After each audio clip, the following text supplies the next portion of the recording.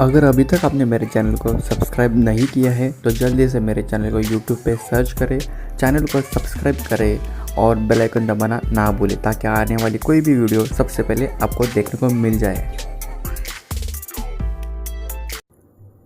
यदि आपने मेरी ये पहले वाली वीडियो मिस की, how to make simple logo in HD, तो इसके लिंक मैंने डिस्क्रिप्शन बॉक्स में दे दी है, आप ज़रूर उसे एक बार चेक करें।